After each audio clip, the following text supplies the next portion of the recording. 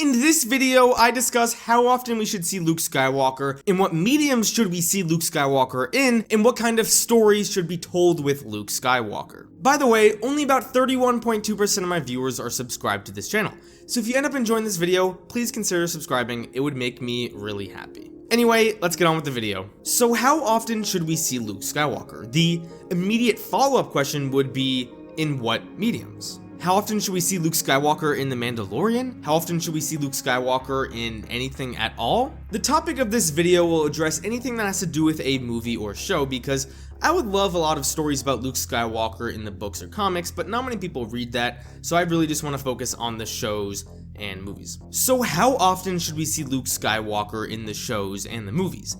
Well, I'm gonna say close to never. Now, I'm not some Luke Skywalker hater. I did a character tier list, and Luke Skywalker is my #1 favorite character. So why do I not want to see Luke Skywalker anytime soon?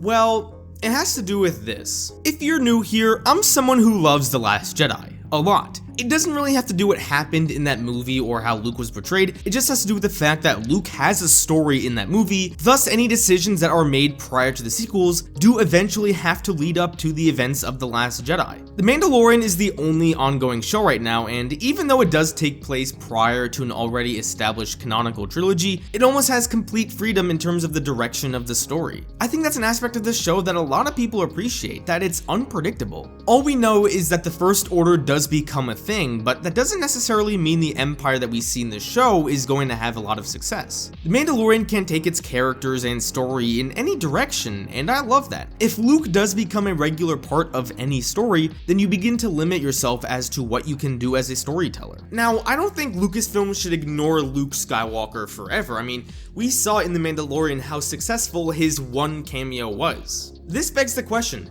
how should Luke Skywalker be brought back in a consistent way? I think the first idea is telling a story where Luke annihilates the like button to this video. In all seriousness, I think Lucasfilm should wait a bit until the hate of the sequel trilogy dies down, so they can try and tell a story that's a retelling of the events from The Last Jedi. Now, I'm not talking about a retcon, I want the same story beats to be there, but I just want them to elaborate on certain things. I feel like every time we see Luke, a large portion of the audience will not be able to enjoy it to the fullest extent because of what happens in The Last Jedi. I don't think Lucasfilm should retcon The Last Jedi or anything, but I do think a miniseries similar to the Obi-Wan show would be great for Luke. Try and flesh out the story between Luke and Ben Solo and make Luke's reasoning for his decision in The Last Jedi really resonate with a lot of people. I think if you can tell a successful story about the Luke and Ben Solo situation, then a lot of fans that felt hurt by The Last Jedi will start to forgive the movie and maybe be more accepting of the new canon.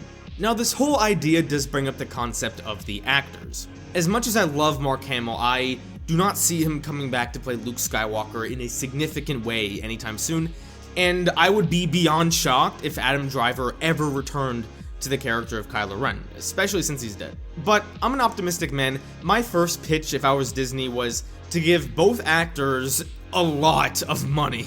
Maybe with enough cash and a good enough story, Mark and Adam would come back. I mean, we're getting both Ewan and Hayden Christensen back. That is something that people underappreciate because that was a foreign concept like a decade ago. Now, if you can't get Mark back for a limited series at all, then I think the next best thing they should do is an animated show. If you're not going to get Mark Hamill back in live action, I don't think you can recast the character in live action. I know we've had characters recast before, but I think it's really weird if you recast a character when you've seen another actor play that character both before and after that story in the chronology. If you do an animated series, then recasting Mark Hamill isn't really that big of a deal, and he is an animated voice actor, so maybe he would be more inclined to come back. I know a lot of people are going to say that telling this story in an animated form would be a waste because no one would watch it, and while it's an undeniable fact that if the show would be in live action, more people would watch it, I think people underestimate the power of animation. I mean, we saw how popular Clone Wars Season 7 was. I mean, I'm pretty sure at one point it was the most watched movie or show on Disney+.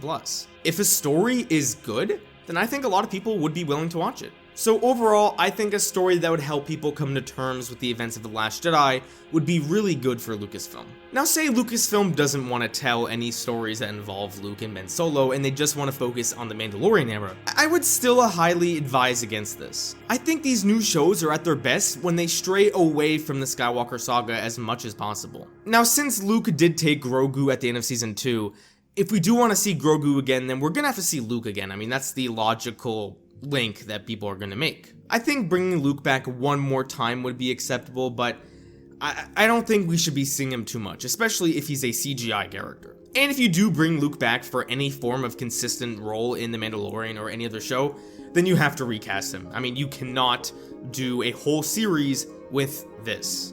I know a lot of people threw around the Sebastian Stan recast, and even if it's not him, I feel like a lot of people would be okay with this. I mean, we did just get a recast of Han and Lando, and people weren't overly outraged about this. All that matters is whatever you think, the sequels are not getting retconned. And those are my thoughts on how often we should see Luke Skywalker in any form of Star Wars media. If you want to see more Luke Skywalker content on my channel, I do have a video here about comparing the differences between Luke in The Mandalorian and The Last Jedi, and then I have a video here explaining the differences between Luke in The Rise of Skywalker and The Last Jedi. Thank you everyone so much for watching, don't forget to unite the Claude Squad, and I'll see you guys next time.